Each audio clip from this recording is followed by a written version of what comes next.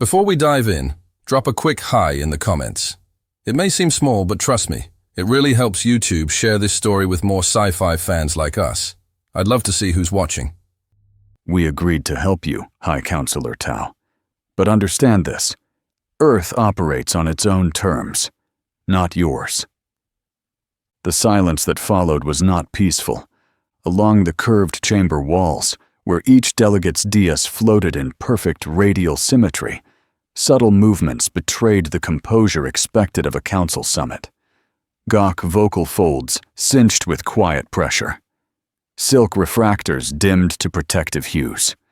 A corps general's claws flexed once across the guardrail, before stilling. At the center, the high seat remained still, an armored monolith carved from obsidian alloy, set above a basin of starlight. There, unmoving, High Counselor Tau observed Earth's representative with the precise calm of a species bred for order. But General Valen, you must understand that the Council— General Udric Valen did not wait. He turned, smooth and without flourish, boots sounding sharp on the polished floor. The weight of the chamber shifted with him, as though the air adjusted to his movement. A few heads turned, slow, uncertain.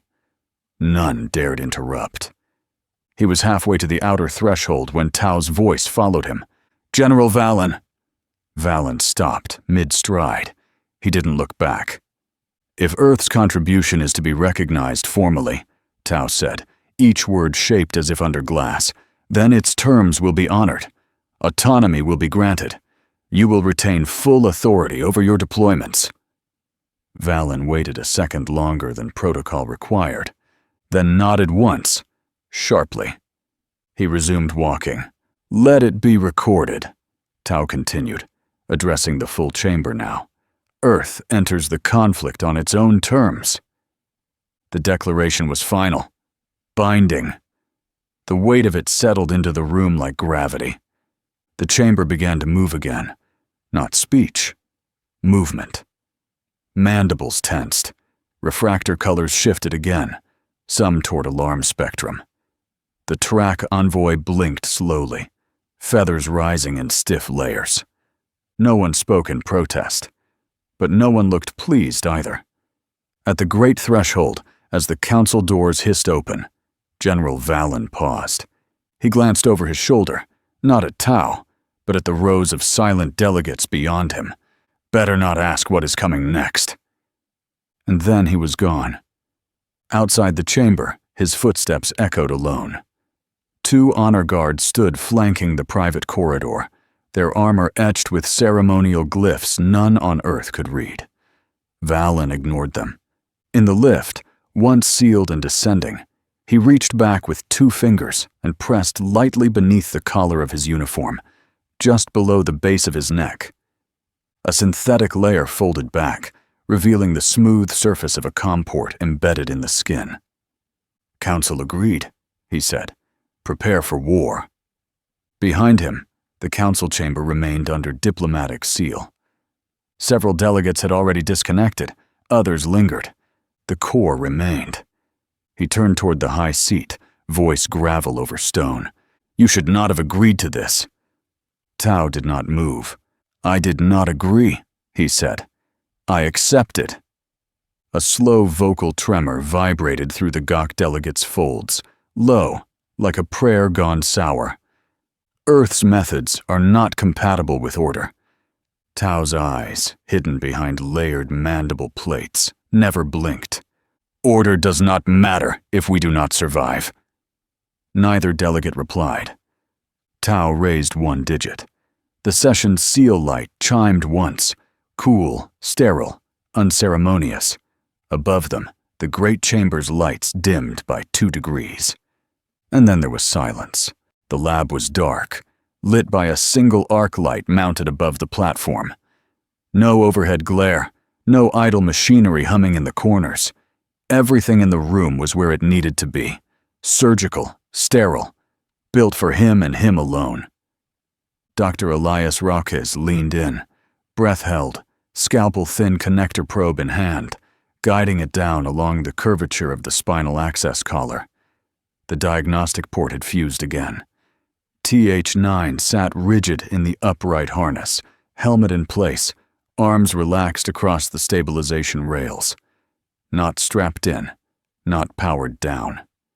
Still, the 12 rigs stood in a crescent formation around the perimeter, each containing a motionless figure inside a containment cradle. Identical armor, identical posture, 12 breathing weapons sealed in vacuum-tight capsules. 12 designations etched cleanly on the base plates. TH1, TH2, TH3, until TH12. The temperature in the room was regulated precisely to Rox's preferences. A little cold. Not enough to discomfort, just enough to keep skin alert and hands sharp. He slid the probe into the cranial port and began to test relay tension along the cognitive feedback array. It clicked twice. Too slow. He adjusted torque manually, twisted a micro-thread connector until it seated clean. He preferred to do this by hand. There were drones for it, automated diagnostic arms, remote assist neurosync tools, but machines made decisions. He made corrections. A soft green pulse spread across the back of the helmet, neural handshake verified. Still perfect, Rox muttered, voice low and even. A retinal sync flash passed behind the visor, not visible to the outside eye, but he saw it on the monitor. He logged the values. Threat priority delay, 0.2 seconds. Retention purge status, nominal. Emotional dampening loop, active. Target acquisition smoothing, 97.4%. Excellent. He shut the panel. The artificial dermal seal closed with a hiss, reabsorbing into the backplate. 2 fingers tapped the final lock sequence, and the rig reset. As he stood, a soft kinetic chirp sounded from the floor outside the central ring. Boot steps. Heavy. Measured. He didn't turn. He knew who it was. "You said they weren't ready," came General Adric Valen's voice. Rox finished his checklist before speaking. "I said they'd never be ready for peacetime." Valen stepped into the light. Uniform precise. No insignia, as always. Earth's war face didn't need medals, only resolve. The 2 men regarded each other with the tension of people who had been right for too long. The Council approved the deployment. They agreed that Earth had autonomy. That's not the same. It is now. I made it clear. Valen turned slightly, looking past Rox toward the containment rigs. They loomed like tombstones. "We buried them too long." "You buried them. I've been maintaining them." "And for what?" Valen asked. "So we'd never have to use them?" Rox was silent. "Vosen's edge fell yesterday," Valen continued. "All planetary comms lost. Core biometric signatures terminated. That's 1.3 million lives. Gone.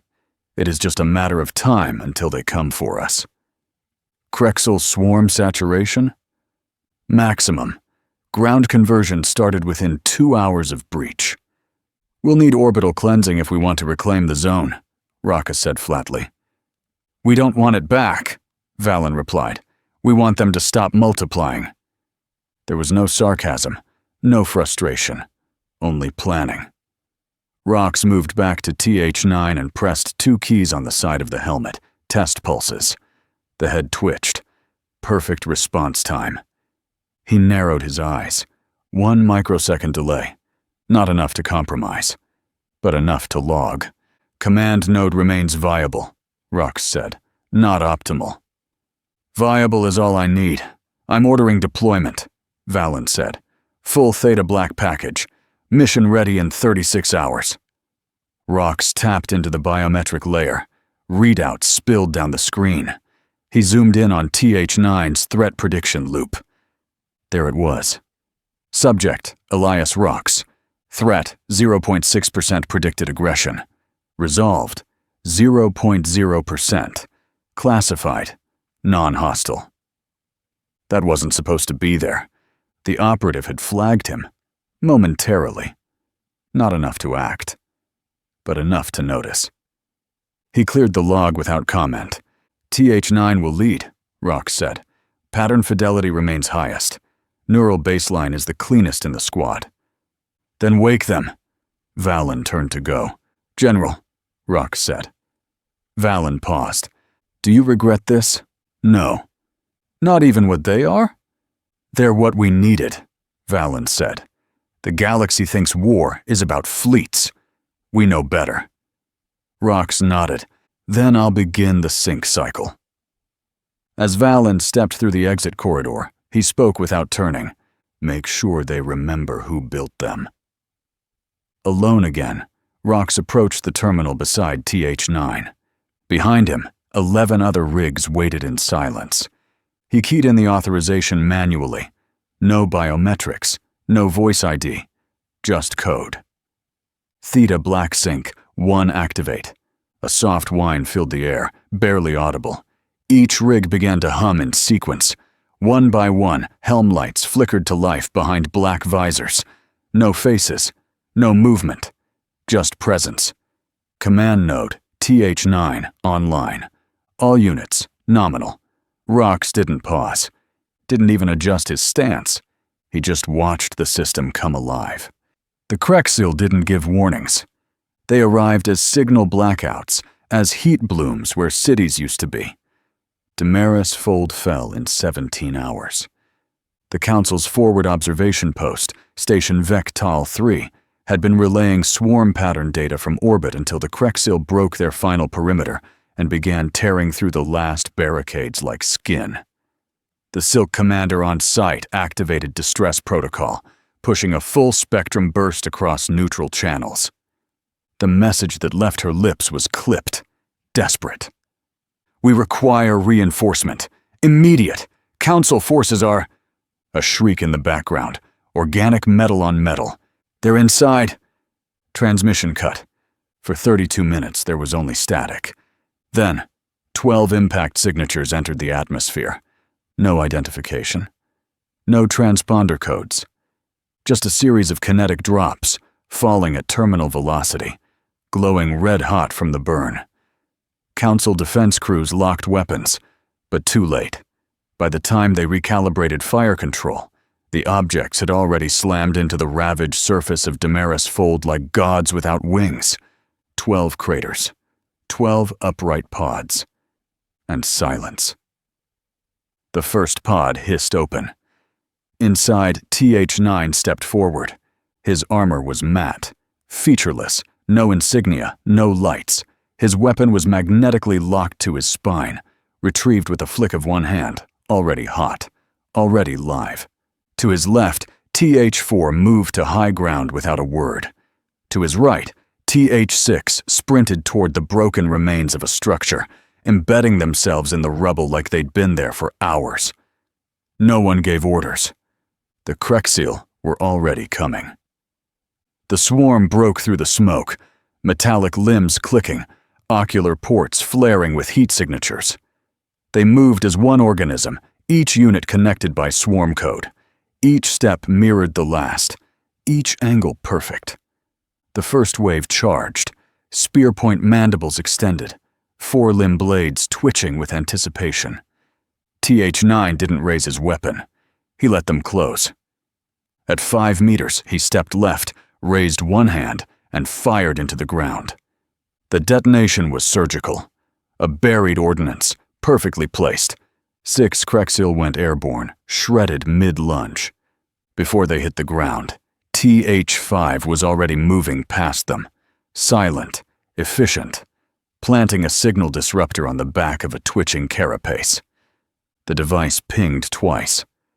Krexil within a 50-meter radius stopped moving. Their coordination faltered. The second wave didn't pause. They adapted, surging forward on new channels.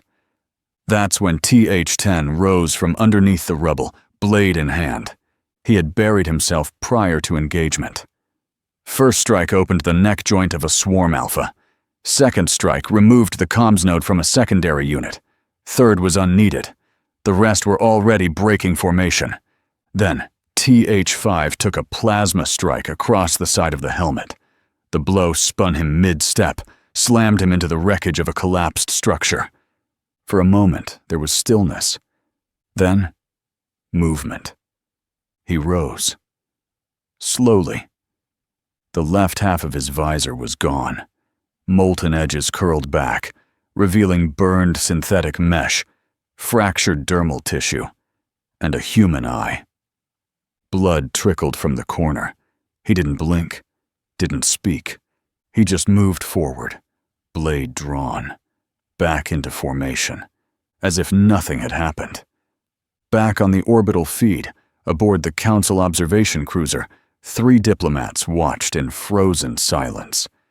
Their weapons teams had been watching the surface for the swarm kill rate ratio to rise. It had. Too fast. Too clean. One of them leaned forward, mandibles trembling. They are humans? No one answered. On screen, TH3 walked into the center of a Krexil formation that had lost cohesion. The swarm tried to surround him. He knelt, tapped a command node on his gauntlet. A series of shortwave bursts detonated across their flank, using their own sonar pulses against them. The Krexil screamed. That wasn't supposed to happen. In a control room on Lunar Anchor, Dr. Elias Rox monitored the feed from a secure chair, eyes locked on neural telemetry. Pain spikes registered from TH5, helmet cracked on one side, blood seeping into the collar lining. Still moving. Still executing protocols. Neural sync intact, Rox muttered. Motor compensation active. Conscious override engaged. General Valen stood beside him, arms folded. No resistance? Not yet. The swarm doesn't understand what it's fighting. They will. On the ground, TH9 stood atop a mound of Krexil wreckage, armor dripping with fluid that hissed on contact with air. He turned slightly as TH2 emerged from the smoke, his left arm gone, severed at the elbow. No hesitation. He tossed down a flare beacon, marking the kill zone perimeter. No one spoke. There was no celebration, only motion, recovery, reset. At the edge of the battlefield, something crawled. A single Krexil unit, limb crushed, head scorched, dragging itself toward a ravine. TH9 walked slowly behind it, not hunting, executing. He stopped 5 meters back, raised his weapon. One shot, center mass, instant. The creature spasmed, then lay still. Then he turned and walked away. By dawn, only smoke remained over Damaris Fold. The heat signatures of the battle were already beginning to cool. Krexil fluids evaporated in thin blue tendrils. The Council's forward base, or what was left of it, lay cracked and gutted beneath the scorched remains of its orbital platform. The Theta Black units moved silently through the wreckage, checking, confirming, erasing. They didn't speak, didn't collect trophies, didn't pause to count the dead. They simply made sure there would be no movement. And then, there was none. A silence followed, different from the stillness that preceded it. This one had weight, like something had lifted or retreated. From above, Council observation feeds cycled through the aftermath in tight-loop scans. A Hilari technician leaned forward over the main display, his silk-like tendrils trembling faintly as he zoomed in on the retreat vectors. "They're pulling back," he whispered. No one responded at first. The Krexil didn't pull back. That wasn't part of any known swarm pattern. But there it was. Swarm activity, once concentrated in waves of perfect synchronization, was now fragmenting, splitting. Nodes abandoned. Perimeter drones left inactive. It wasn't panic. It was something worse. Tactical migration. In the command center aboard Earth's operations vessel Harrow, General Valen stood beside Dr. Rox, watching a real-time sweep of the region. The Krexil were leaving Damaris Fold, routing themselves through suborbital tunnels, shielded crawl lanes, even abandoning healthy bodies that could have continued to fight. Why? One of the alien liaisons asked, voice trembling through an open comm channel. Why would they leave a combat zone they were winning yesterday?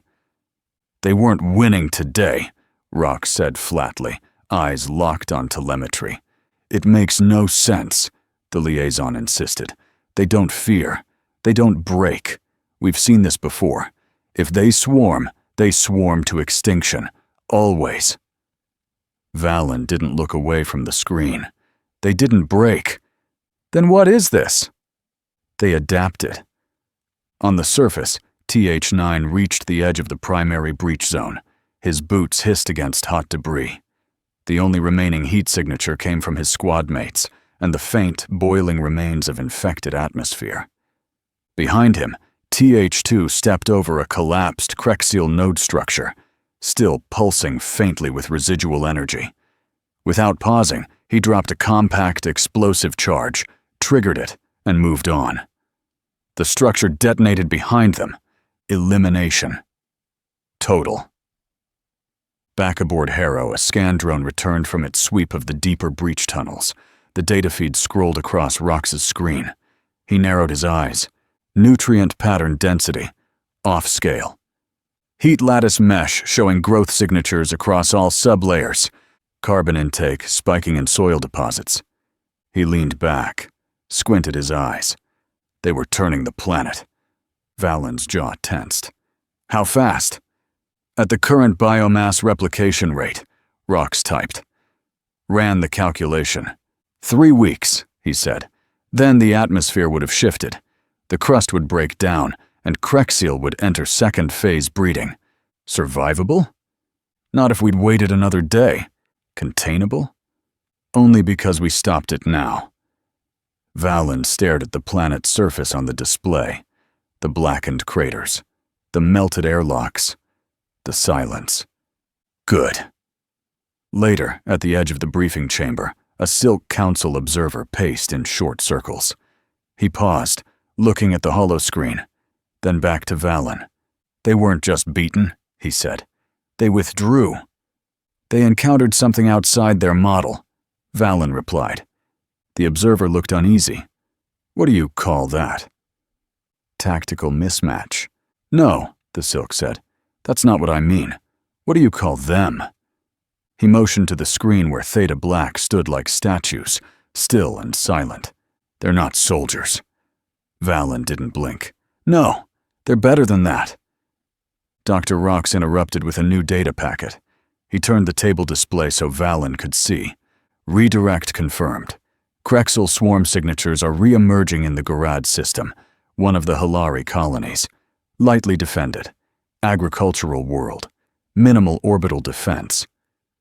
They're rerouting the entire swarm? Valen asked. No, just the strain that survived this engagement. Valen nodded, which means they learned something.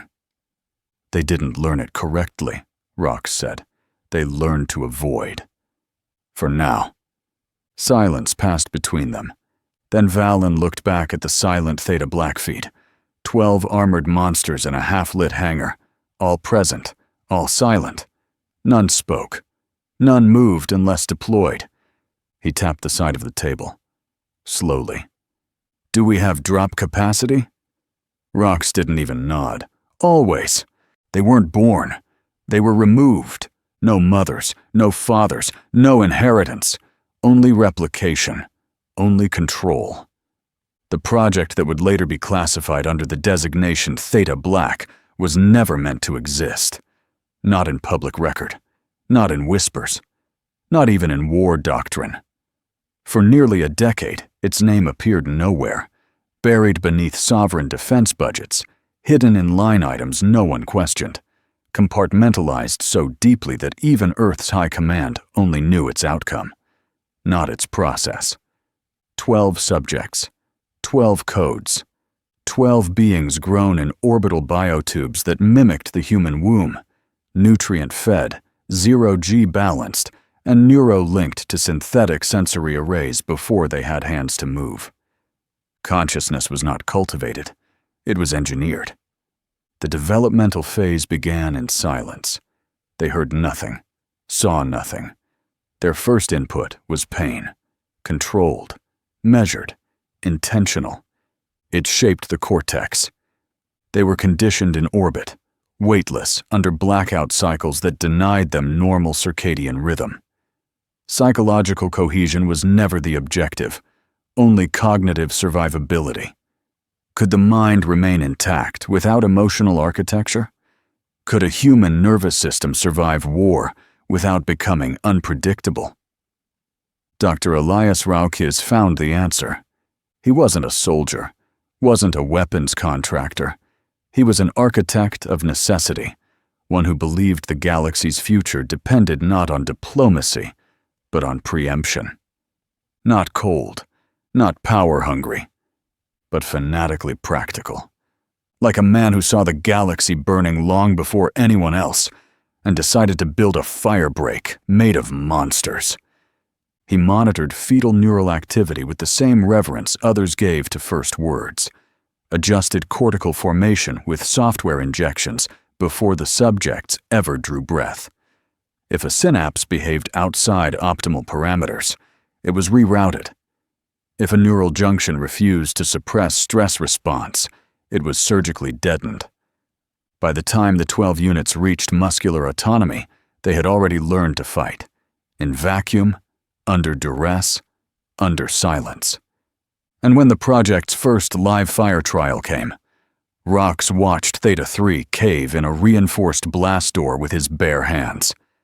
Theta 7 stopped his own bleeding by crushing the artery until the muscle seized and turned necrotic. Theta 9 tore a synthetic target's limb off, then repurposed it as a club without command input. None of them spoke. Not once. Not even when the pain threshold was surpassed. Raukes stood in the gallery chamber and recorded the moment. Not with admiration, with confirmation. "These aren't humans in uniform," he said into his log. "They're tools, assets that sometimes don't follow orders once deployed." A pause. "But they always finish." They were fed intravenously, rested in immersion tanks. When idle, they remained motionless, not asleep, just still, like sealed coffins with breath inside. When Earth Command demanded proof the program was viable, Rox didn't send the Theta to a test range. He sent them to war. Traylon Scar was a council-protected frontier world, already swarming with Krexil infestation. Officially, Earth wasn't authorized to intervene. But Earth didn't ask. 12 drop pods, 12 codes, no fanfare, no clearance. Just silence. What landed wasn't a military unit. It was a prelude to extinction. In 14 hours, the Krexil retreated. Not defeated, disoriented. They didn't understand what had hit them. The Council issued formal complaints. Diplomatic outrage. Another example of human unpredictability, they called it. A reckless, unsanctioned violation of peacekeeping protocol. But what the Council never understood, not then, not now, was that this wasn't just an operation. It was the first test. The first time Earth's black file monsters were unleashed. And they won. That's why Earth stopped building armies. It started building outcomes. Present day, Rox moved through the diagnostic chamber aboard Harrow, his gloved fingers trailing across the biometric interface. He had requested 1 hour of observation before sending the Theta to battle at Gorad system. All 12 rigs were active, neural oscillations stable, emotion suppression at 99.7%. Except one. He paused. TH9. Still upright, still powered.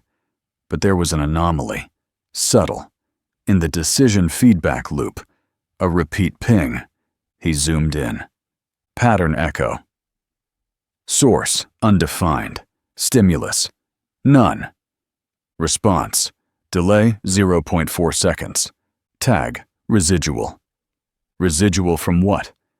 There was no trigger command, no threat input, just recognition. But of what? Rockies highlighted the line of code and set a passive monitor. He did not delete the data. He didn't log the anomaly either. Just watched. The others didn't show it. Not TH2, not TH6. Their neural loops were clean. No drift. No hesitation. But 9 had paused. Not malfunctioned. Not glitched. Paused. That was new. In the observation dome above the chamber, Valen stood with arms folded, watching the silent squad through reinforced glass. "You've reviewed the new reports?" he asked without turning. "Yes," Rox replied. "Breeding has begun on Gorad Prime. The Hilari are evacuating. They won't make it in time." "They won't have to. Same drop pattern?" "Yes." Valen nodded. "Send them." Rox nodded. As the deployment sequence initialized, the Theta black rigs began to unlock one by one. Helmets sealed, visors engaged, neural compression triggered. But inside TH9's chamber, just before full blackout, one eye micro-adjusted. Tiny, imperceptible, but real. A twitch. And behind the black visor, an unspoken question surfaced. It didn't come from the mission. It didn't come from code. It came from somewhere else. Something deeper. A flicker of something that remembered being human. It passed. But Raokis had seen it.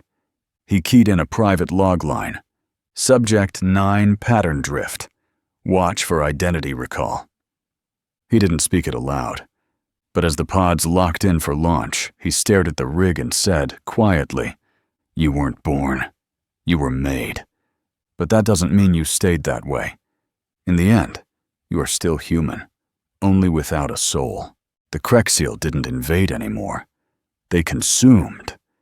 The surface of Gorad Prime was already gone by the time Earth Command authorized deployment. Once, it had been Hilari jungle.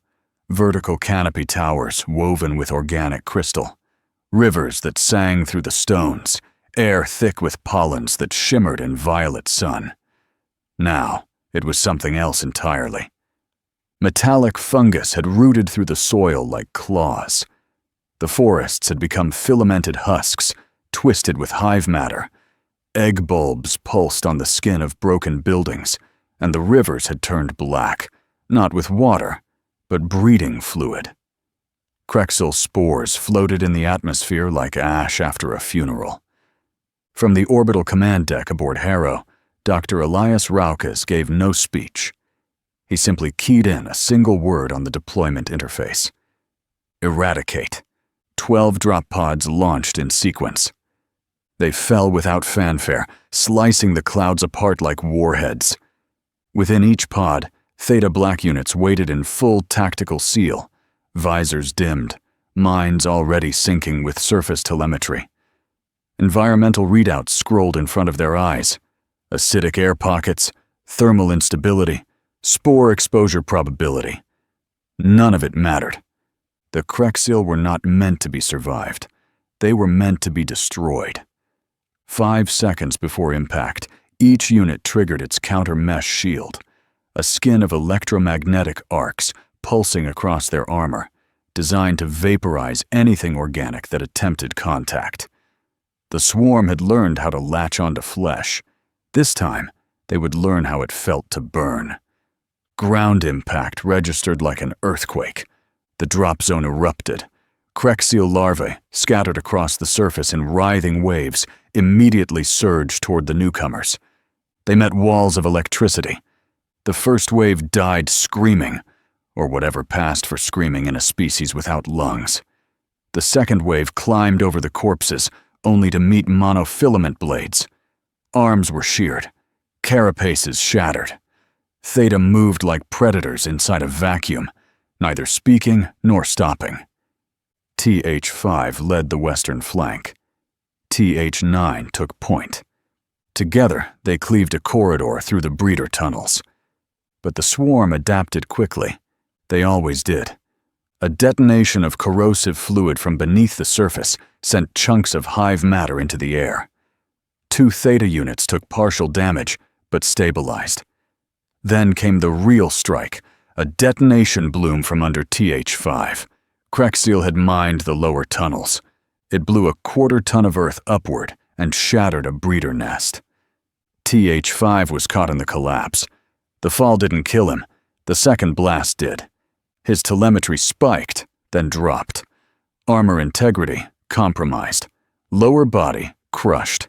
Respiratory sink. Terminal. TH9 moved before the command node even adjusted. He altered course, ignoring the perimeter formation. Through ash and acid, he carved a direct path to the breach zone. He found 5 in a shallow crater, half covered in irradiated dust. His hand still gripped his weapon. His helmet was cracked. Blood vented through the seals in rhythmic pulses. 5 turned his head slightly. Directive complete. Termination acceptable. 9 reached down and locked his arm under 5's shoulder brace, dragging him free of the crater. Internal motors groaned. The countermesh flickered and reignited. No orders had been given to retrieve him. There were no recovery protocols for a fallen Theta. TH9 brought him out anyway. The battle raged. Electric arcs lit the sky like storms. Krexil larvae swarmed, but the Theta did not retreat. They turned every inch of the battlefield into a forge. When the breeder tower collapsed under sustained bombardment, the shockwave knocked out 2 hives. The nests began to go dark. By hour 7, Garad Prime was no longer a battlefield. It was a grave. The Theta units gathered at Extraction Point Delta. 11 remained upright. TH9 stood apart, holding the lifeless body of 5 in both arms. His armor had blackened around the chest plate, shielding dented where he'd absorbed the second blast. He didn't stagger. He didn't kneel. He simply stood. The Hilari emerged after the slaughter, pale and crystalline, their long limbs moving with care. Dozens, then hundreds, filtering out of underground bunkers and collapse shelters. Their cities were gone, their world poisoned, but they were alive. Because of humans. The Hilari looked at the Theta Black units not with terror, but with reverence. One of them approached, an elder with fractured facial plates, and bowed low. His voice was thin, but clear. They saved us. The humans sent their angels of war. No Theta acknowledged the words. They weren't built to. Hours later, inside Harrow's extraction bay, Rock stood with arms folded, boots locked to the deck, watching the boarding platform. The Theta emerged one by one, silent, walking in perfect rhythm. Last came TH9, still carrying 5's remains. He crossed the deck alone. The others moved to decontamination. 9 did not follow. Raukes said nothing. Neither did Valen, standing at the back of the platform. When 9 reached the medical platform, he laid the body down carefully. Not like cargo, not like trash. Like memory. A pause. 2 seconds. 3. Then, he spoke. The voice wasn't clean. It came through static, layered with digital stutter. But it was unmistakably speech. Can you bring him back? The question hung in the chamber like a fracture in steel. Valen stiffened. Rox blinked once. No words came in return. No one else heard it. There was no witness. Only the man who built the monsters. And the man who sent them to die. The war is over. The voice of High Counselor Tau filled the spire chamber. Each word carried the weight of ceremony, though his tone remained calm, measured, almost reverent. General Adric Valen stood beneath the haloed emitter ring of the Grand Assembly. No guards, no cameras, no banners. Just 2 survivors in a hall that had seen too many endings. The Krexil withdrew beyond extragalactic trace 6 days ago, Tau said. Sensors confirm no active conversion patterns, no breeding colonies, no atmosphere contamination. Valen gave a slow nod. Then it's finished. Tau's antennae shifted once, a small gesture of agreement. Some among us call it victory, others survival. Both sound expensive, Valen said quietly. What's not in dispute, Tau continued, is that Grad Prime still stands. Because we made sure it did. And the Halari are grateful. We did what we could, Valen replied, voice softening. No one fights for gratitude. Perhaps not, Tau said, but gratitude remembers. The chamber lights dimmed, gold reflections glancing across the curved walls. The Council has voted, Tau said. Effective immediately, Earth is to be granted full strategic integration into the Galactic Assembly. Your sovereignty remains, as does your seat at this table. Valen inclined his head. That's more than I expected. It's what you earned. We all did, Valen said. It is often said that when peace returns, truth follows, Tau offered. Truth never left, Valen murmured. We just stopped arguing with it. The emitter ring dimmed fully, leaving the chamber in soft shadow. Congratulations, General, Tau said. Valen nodded and left. Inside Harrow's diagnostic sector, Dr. Elias Raukes stood alone before the cremation bay, watching the final authorization window blink on the terminal. No alarms, no movement, only the hum of sterilization fans and the pale white glow of post-operation light.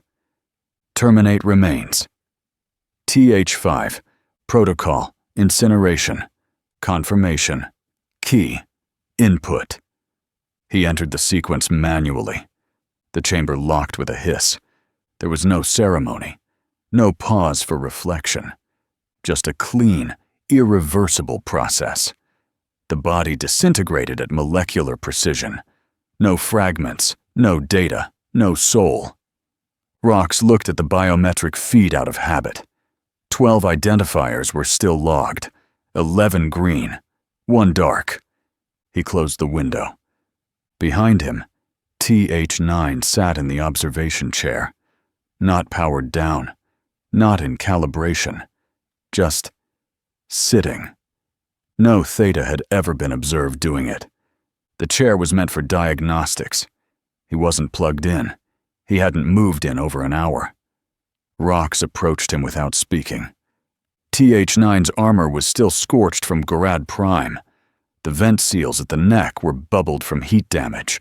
Under normal conditions, protocol would call for deconstruction and full neurosync disassembly. But Raukes hadn't given that order, because something was happening, something no manual covered. He keyed open the neural feedback channel and checked the logs. Subject, TH9. Status, active. Neural recursion, looping. Emotional filter, partially suppressed. Identity stability, index, 73.6%. Vocalization, index, null. The recursion loop had been running since they returned. Not a glitch, not decay, but a loop with no source, as if 9 was remembering. Rox stepped beside him. No orders, no commands, just presence. He's not coming back, Rox said softly. No response. I tried. There was enough left for a scan, but the neural shell was fragmented. That blast severed the base layer memory. I couldn't reconstruct him, even if I wanted to. Still nothing. He was already gone before you pulled him out. The voice modulator in TH9's chest clicked once, then silence again. Rox glanced at the telemetry feed. His hands were trembling, micro-tremors. Not fatigue, not stress, suppressed motor drift. You weren't programmed to react like this, Rox muttered. None of you were. He paused. And you weren't supposed to sit. That word hung in the air. Still, no movement. Then the voice actuator clicked again. A soft, static bent whine. It wasn't a glitch. It was pre-speech calibration. And then, finally, he spoke. What kind of species are we? Rox froze. The words weren't loud, weren't clear, but they were spoken. And they weren't code. The man who had built monsters now stood in front of one trying to be something else. He didn't answer, because for the first time, he didn't know how. The war was over, but Harrow Station never slowed. Repairs were silent, footsteps slower, lights dimmer, but the machines still hummed, systems still blinked. Inside a sealed observation room above the launch base, General Udric Valen stood beside Dr. Elias Raucus. No words. Not at first. Below them, 11 Theta units stood perfectly still, armor intact, visors dim. One cradle empty. The 12th was not gone, just damaged. He hasn't spoken in days, Rox said quietly. Valen didn't turn. Is he functional? Yes. Then he's not broken. Raux sighed. He's divided. Valen finally looked at him. Explain. The doctor tapped a small control on the glass. A single feed window expanded. Not surveillance, not metrics, just a still image. TH9, seated in the diagnostic chamber, unarmored, unmoving. I told him everything, Rox said, about his creation, the chamber, the zero-G conditioning, the wetware, all of it. Valen's jaw tightened. And? He understood, but he didn't accept it. Another silence passed. He asked me why we gave him eyes. Valen raised an eyebrow. To see targets? Raucus shook his head. No, he asked why we gave him eyes if not to see himself. Valen said nothing. Below, the remaining Theta units didn't shift, didn't acknowledge their missing number. They weren't programmed for grief. They weren't programmed for anything except execution. 9 had deviated, not just in action, but in purpose. What are you going to do? Valen asked. Rox didn't answer. He was already walking. Inside the diagnostic chamber, TH9 sat in the same chair he hadn't left for 3 days. No armor, just the suit layer, matte black, fused with dermal anchors. His head was bowed, not powered down, just still. Rox entered without announcement. 9 didn't move. The chamber sealed behind them. I'm not going to reset you, Rox said. That's not what this is. 9's voice was barely audible. They don't change. No, Rox said. They weren't built to. And I was? No, Rox said again. You weren't either. 9 finally looked up. But I did. The words held no pride, no confusion, just a kind of tired truth. Rox sat across from him. You saved TH5, he said, when every instinct told you not to. You brought him back, knowing he was already gone. You asked questions you were never supposed to form. 9 didn't speak. You're not malfunctional, Rox said. You're just evolving. 9 nodded slowly. I thought I was a weapon. You were. I thought I was a man. You were never meant to be. 9 looked away. So what am I now? Rox didn't answer at first. His hand hovered over the console, hesitation breaking through the precision. I don't know the answers, 9, he said finally, but I'll find them. And when I do, I'll bring you back, without the pain. Then he keyed the sequence on his wrist. A soft chime sounded from the opposite wall. A stasis pod unfolding with quiet hydraulics. No alarms, no countdowns. Just the hum of engineered silence. 9 stood, no resistance. No protest, just acceptance. At the edge of the chamber, he paused. If I wake, who will I be? Rox stepped forward, looked him in the eyes. Someone who deserves to ask that. 9 entered the pod. Lay down. The seals folded in. Blue frost spread across the inner glass. A heartbeat later, he was gone. Not dead. Not erased. Just waiting. Above, General Valen stood alone in the observation dome, looking down at the empty chair, the empty room. He didn't speak. There was nothing left to say. Hey there, space human. I'm really curious about your thoughts on this video. Drop a quick comment and let me know what's on your mind. Or just say hi if you prefer. Either way, I'd love to hear from you. Also, remember to check the pinned comment. Trust me, it's worth a look. Oh, and one last thing. I've chosen another video for you to watch. Just click the card here. Or here if you want the whole playlist. See you there.